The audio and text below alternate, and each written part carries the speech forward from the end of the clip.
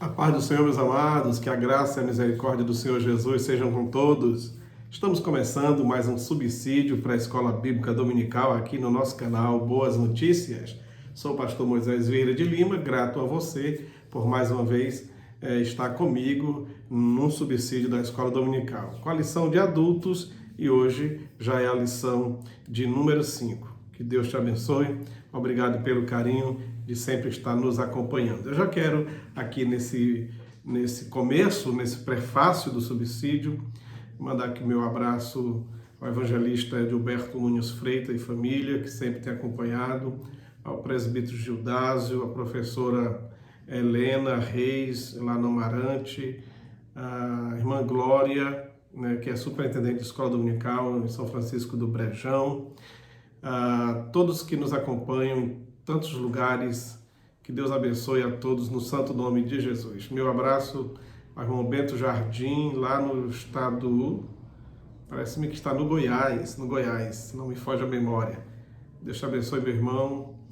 Pastor Edinho Lales, que sempre tem nos acompanhado, obrigado pelo apoio, meu irmão. Deus abençoe o seu ministério e a igreja onde o senhor está pastoreando. Pastor Antonilton, lá em Buritirana, pastor presidente da Assembleia de Deus em Buritirana, também meu irmão, obrigado pelo carinho. Bom, depois a gente vai mandando aí ao longo do trimestre mais algumas saudações para você que sempre comenta, vai lá nos nossos comentários, diz: eu estou participando aqui de tal lugar, que não, como temos irmãos aqui no Pará, e eu vou dar uma olhadinha direitinho nos comentários, vou anotar e depois a gente vai estar mandando um abraço para todos em nome do Senhor Jesus. Muito bem, a nossa lição de hoje já é a lição de número 5, para 4 de fevereiro de 2024, com o tema A Missão da Igreja de Cristo. A Missão da Igreja de Cristo. Se você quiser acompanhar com a sua revista da Escola Dominical, você que é professor, você que é aluno, você tem essa liberdade de estar acompanhando conosco, tá bom? Muito bem. A missão da Igreja de Cristo, o nosso textuário diz assim: e perseveravam na doutrina dos apóstolos, na comunhão, no partir do pão e nas orações. Atos, capítulo 2, versículo 42. A verdade prática diz: como o sal fora do saleiro cumpre a sua função de salgar, assim a Igreja, quando adora e discipula, testemunha das insondáveis riquezas de Cristo. A nossa leitura bíblica em classe, a leitura que embasa esta lição, está em Marcos 16, versículos 14 até o 20, e também Atos, capítulo 2, versículos 42 ao 47. Duas leituras, diz assim o texto da palavra de Deus aqui na Bíblia Sagrada e também na sua revista da Escola Dominical. Finalmente apareceu aos 11, estando eles assentados juntamente, e lançou-lhes em rosto a sua incredulidade e dureza do coração, por não haverem crido nos que o tinham visto já ressuscitado. E disse-lhes: ide por todo o mundo, pregai o evangelho a toda criatura. Quem crê e for batizado será salvo, mas quem não crê será condenado. E estes sinais seguirão os que crerem em meu nome: expulsarão demônios, falarão novas línguas, pegarão nas serpentes, e se beber alguma coisa mortífera, não lhes fará dano algum, e imporão as mãos sobre os enfermos e os curarão. Ora, o Senhor, depois de lhes ter falado, foi recebido no céu e assentou-se à direita de Deus. E eles, tendo partido, pregaram por todas as partes, cooperando com eles o Senhor, e confirmando a palavra com sinais que se seguiram. Amém. Atos 2, a partir do versículo 42.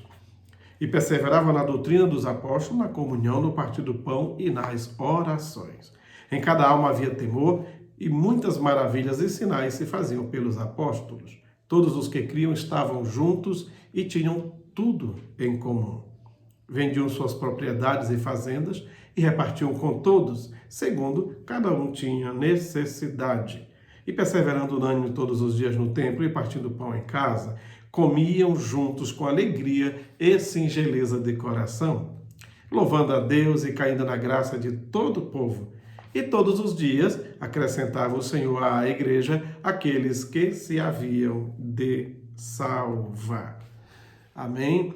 Então, nesta lição, temos o propósito de aprofundar o estudo acerca da missão deixada por Cristo à sua igreja, tá certo? A nossa introdução diz: Nesta lição, vamos estudar a missão da Igreja de Cristo. A missão da Igreja de Cristo. Veremos que a igreja é uma comunidade adoradora, de comunhão e, finalmente, uma comunidade que exerce um grande papel no presente século. Palavra-chave são duas, que é grande comissão. Então, são palavras-chave desta lição, grande comissão. A grande tarefa, a grande responsabilidade que Deus nos entregou, tá? Muito bem. Nosso primeiro tópico é pregação e instrução. Estamos falando desse assunto da missão da igreja. A missão da igreja é muito ampla. Então, nós vamos tratar aqui na lição de algumas, digamos assim, dar uma pincelada em algumas destas partes da grande comissão ou da missão da igreja, tá? Pregação e instrução. O primeiro subtópico fala de proclamando as boas novas. A igreja foi fundada por Cristo, como está em Mateus 16:18, ele disse: edificaria a minha igreja, como uma instituição para abençoar o mundo, Essa missão é exercida por meio da pregação do Evangelho. Podemos dizer também através da pregação do Evangelho. E o objetivo dessa pregação é anunciar Jesus. Não é anunciar a igreja que eu faço parte, o ministério que eu sou filiado, não é para anunciar uma nova religião, não. O objetivo é anunciar a Jesus, a pessoa de Jesus, a salvação em Jesus, o amor de Jesus, a graça de Jesus, o perdão de Jesus. Não é simplesmente anunciar mais um ismo, como tem muito nesse mundo. Então estou levando o cristianismo. Não é levar mais um ismo para as pessoas, mas é levar a salvação na pessoa bendita do Senhor Jesus. Anunciar a Jesus como o caminho, a verdade e a vida, a porta para a salvação, o único meio de alguém encontrar a salvação. Anunciar Jesus, certo? Muito bem. E aí, com essa pregação e a pessoa se convertendo, precisa ser discipulado, treinado, preparado. O verbo discipular do grego matheteo ocorre somente 4 vezes no Novo Testamento, enquanto o substantivo discípulo, mathetes, ocorre 261 vezes. O sentido é o de alguém instruído ou treinado em alguma coisa. É o termo usado em Mateus 28:19, que diz, para designar a grande comissão, ide, ensinai todas as nações. Na verdade, estava dizendo, ide e discipulai. Façam discípulos, certo? Muito bem. Então, esse discípulo é alguém treinado, instruído, preparado para continuar aquilo que o mestre ensinou. Foi isso que Jesus fez. E aquela regrazinha da pedagogia. Eu faço, você observa. Segundo passo, nós dois fazemos juntos. Terceiro passo, você faz e eu observo você fazendo. Quarto passo, você faz para outro ver. E aí vai seguindo para frente. A rede vai seguindo. Você faz para outro ver. Depois você faz com o outro. Depois você deixa o outro fazer sozinho. Depois ele vai para frente. E aí vai andando. E foi assim que 2000 anos depois, você e eu somos crentes em Cristo, porque lá no começo ele ensinou a fazer discípulos e a ideia vem passando por muitas gerações. E assim a igreja permanece. Igreja que não forma discípulos, não forma as gerações seguintes, tá bom? Então, dentro da missão da igreja, ela tem que apresentar a Cristo como Senhor e Salvador, tem que guiar o povo, né, numa relação de intimidade com o Senhor e de adoração, separar e congregar os crentes através da realização do batismo em água, que crê e for batizado será salvo, firmar eles na doutrina, no ensino da palavra, a pregação sadia, saudável, embasada na Bíblia, sem achismos, sem invenções.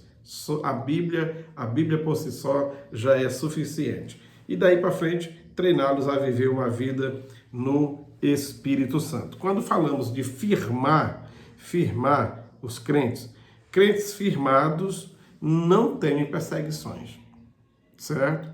Aqui no Brasil nós não sabemos o que é perseguição. E tem gente que diz assim, eu vou sair dessa igreja porque aqui eu sou perseguido. Nesta igreja ninguém gosta de mim e estão me perseguindo. Perseguição no Brasil, irmão?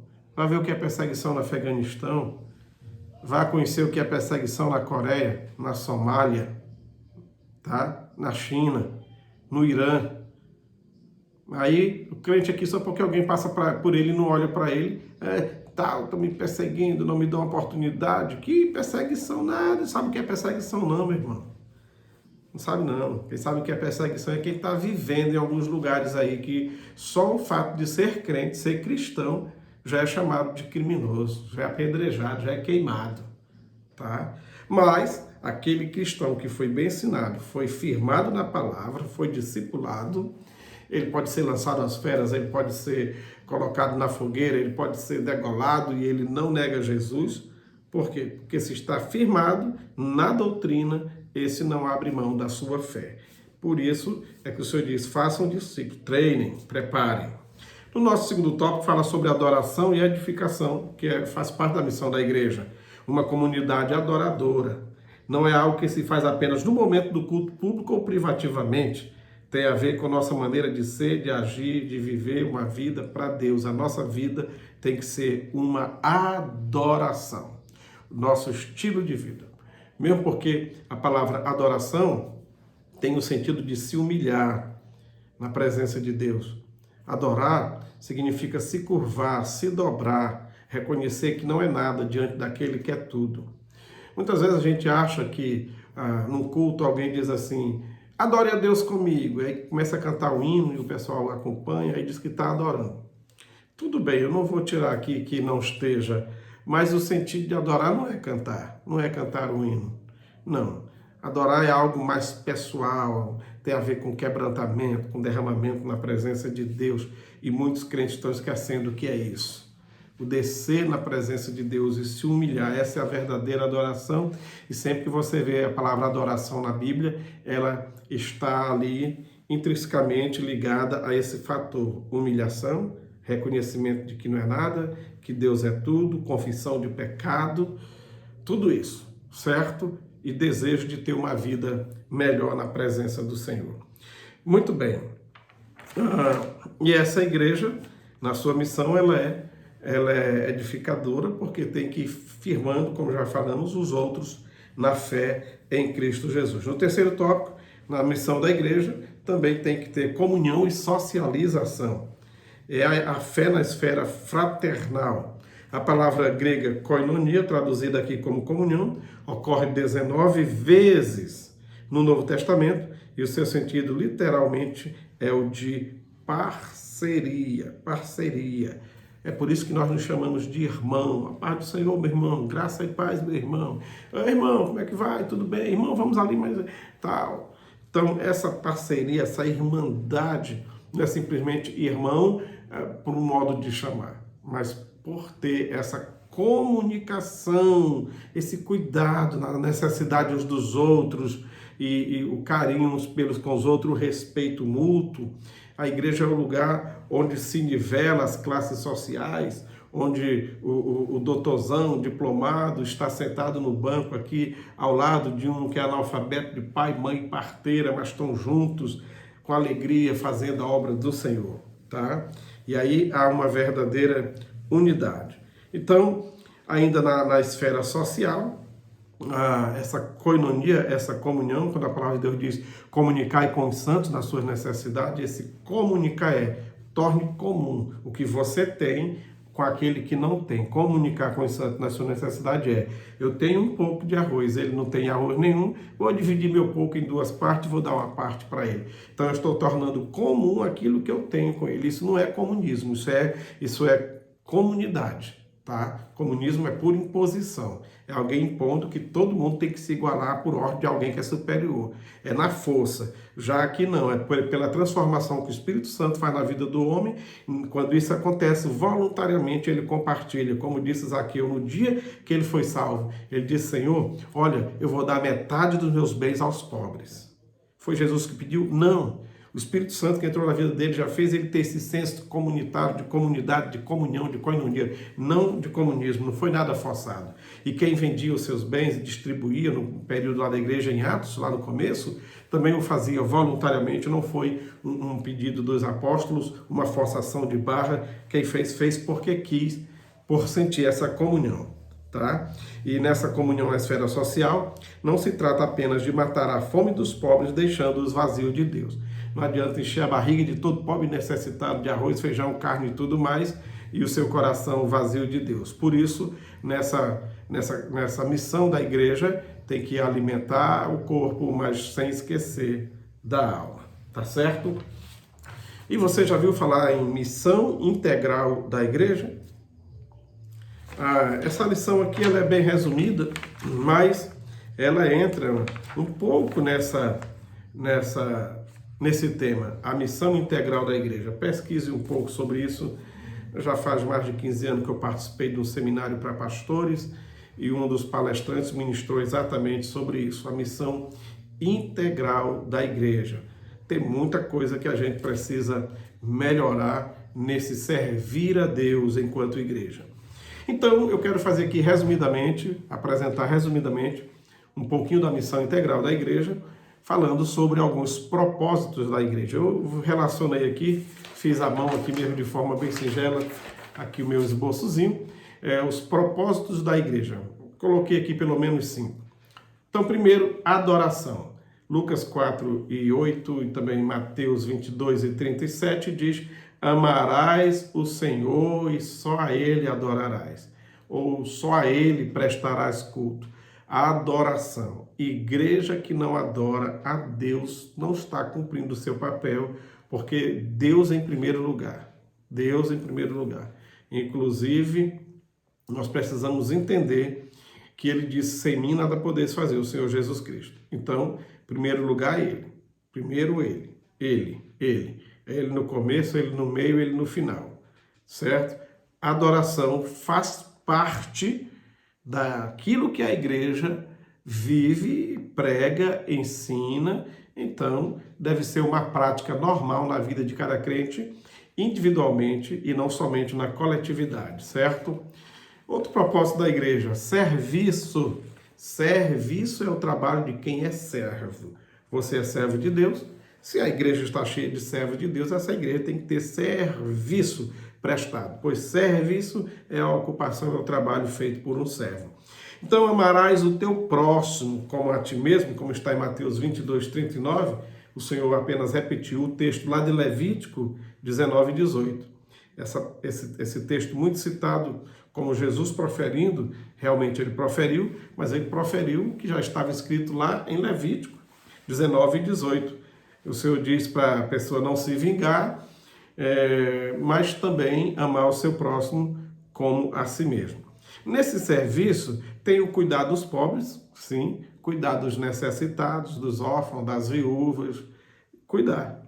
Em Atos 13:2 e 3, também eles estavam servindo ao Senhor, alguns obreiros servindo nessa área do discipulado e do ensino em Antioquia da Síria, quando o Senhor disse apartai-me a Barnabé e a Saulo. Então, Atos 13:2 e 3 fala que ele, antes de ser chamado para o missionário, já estava servindo, já estava fazendo alguma coisa, certo? Terceiro, então falei adoração e serviço. Terceiro, evangelização. Evangelização. O Senhor disse, ide pregai o evangelho. Marcos 16:15, ide por todo mundo. Na verdade, ide, como está nas nossas Bíblias em português, mas o texto lá em grego não é uma ordem, é uma confirmação de que eles vão. Ele fala, indo, pregai o evangelho. Então ele já estava dizendo, vocês vão. E indo, pregue o evangelho. Não foi assim uma ordem, ide, tá? Ali era Jesus já falando convicto que eles iriam, certo? Porque aquele que aceita Jesus, assim como a samaritana, no mesmo momento que em si nasce uma fonte para a vida eterna, não se contenta em ficar com essa água só para si, imediatamente dá vontade de levar para os outros, tá? Então, indo por todo mundo, pregai o evangelho. Em 2 Timóteo 4, versículos 2 a 4, O Senhor diz, pregue a palavra. O apóstolo Paulo falando para um obreiro, Timóteo. Pregue a palavra a tempo e fora de tempo. Como assim? A tempo. Quando eu me programei, quando eu estou no culto, eu preparei um esboço, eu estudei tudo. Fora de tempo. Às vezes eu estou aqui numa viagem dentro de um ônibus, surgiu a necessidade de eu falar para uma pessoa. Aí vou perder tempo? Não, prega a palavra. Às vezes eu estou aqui na fila do banco e surgiu lá um assunto que cabe ali eu entrar com a palavra. Há tempo, eu me programei, eu estou no culto, está tudo ok, e fora de tempo. Quando acontece assim de uma forma esporádica e a gente não pode deixar a oportunidade passar, certo? Quarto propósito da igreja, comunhão. Comunhão, como já foi falado. E perseveravam na comunhão, no partir do pão e nas orações, como está em Atos 2, 42 até o versículo 47. Isso é comunhão em tudo. Comunhão em tudo. Partilhar. Mas essa partilha também é sentimental. Quando a palavra de Deus em 1 Coríntios 12, 26, 27, quando nós somos membros de verdade do corpo de Cristo e membros um dos outros, se um sofre, todos sofrem com ele. Mas se um se alegra, todo mundo se alegra com ele. Porque a gente faz parte do mesmo organismo vivo chamado igreja, então temos essa comunhão, inclusive, de sentimentos, tá? Muito bem, e o quinto propósito que relacionei é exatamente o discipulado. Então, adoração, serviço, evangelização, comunhão e discipulado. Jesus disse, fazei discípulos em Mateus 28, Mateus 28, versículos 19 e 20. Fazei discípulos de todas as nações, ensinando a guardar todas as coisas que eu vos tenho mandado. Quando a palavra diz fazei discípulos, batizando, não é assim simplesmente ensinar, e de ensinar em todas as nações, ensinar de qualquer jeito, não. Esse ensinar é um ensinar com critério. O Senhor quer dizer assim, ide e ensinai metodicamente a minha doutrina. Façam discípulos, mas não ensinando o que vocês querem. Não façam discípulos para vocês. Não façam discípulos de forma que, na sua falta, esse discípulo se disperse por aí. Tá? Então, quando o Senhor diz, ide fazer discípulos, ele está dizendo, ide lá, ensinando metodicamente a minha doutrina. A minha doutrina. Quem ensina a doutrina de Cristo faz discípulos para Cristo. Então, às vezes a gente costuma dizer assim, porque fulano de tal é meu discípulo, é meu discípulo, é meu discípulo. Mas ele deve ser meu discípulo não sendo a minha cópia, mas ele tem que ser a cópia de Cristo. Então, a gente tem que ensinar ele tão bem, eu tenho que ensinar tão bem o meu discípulo, que na minha falta ele continue sendo discípulo de Cristo. Tem lugares que tem obreiro, tem pastor, que discipula alguém, faz a pessoa obreiro, mas não presta para ser obreiro para outro pastor. Se ele vai transferido para outro canto, vai para outra obra missionária, sei lá onde, aquele que ele discipulou e preparou, vira o beicinho e fica chateado e tudo, e não recebe bem o que chega, não coopera. Por quê? Porque ele não foi feito discípulo para Jesus, foi feito discípulo para aquele obreiro, para ser discípulo dele, seguidor dele, admirador dele. E não é assim que deve ser feito. Esse discípulo tem que ser discípulo para Jesus, não importa quem é o pastor que vem ou que vai. A pessoa serve a Deus do mesmo jeito, porque ele é discípulo, do Senhor Jesus. Certo? Muito bem, na nossa conclusão diz, vimos que a Igreja de Cristo tem uma grande missão aqui na Terra. Ela foi chamada para ser sal e luz. Como sal, ela salgará o mundo com a mensagem da cruz, em uma sociedade que está corrompida pelo engano do pecado. E como luz, resplandecerá nas densas trevas que cobrem o mundo sem Deus. É isso aí. Que Deus nos abençoe, que Ele nos guarde no seu amor não só hoje, mas para sempre. Você veio até aqui, assistiu até aqui, muito obrigado pelo carinho. Nos ajude em oração. Escreva aí nos comentários, dê alguma dica, certo? E diga de onde você está participando, nos acompanhando. A gente tem todo o carinho de ler os comentários. Curta aí, compartilhe, passe para mais alguém, para os seus professores de escola dominical, para os seus alunos, para colegas de trabalho, irmãos da igreja. Nos ajude a divulgar aqui o canal Boas Notícias, que Deus te abençoe e te recompense em nome de Jesus. Senhor, obrigado por tua palavra, obrigado por este momento, por mais este subsídio, que possa de alguma forma estar ajudando professores e alunos no entendimento desta lição tão abençoada e tão maravilhosa. Eu oro na certeza do que o Senhor ouve e nos responde, e por isso te agradeço, meu Deus, em nome de Jesus. Paz do Senhor, que Deus abençoe a todos.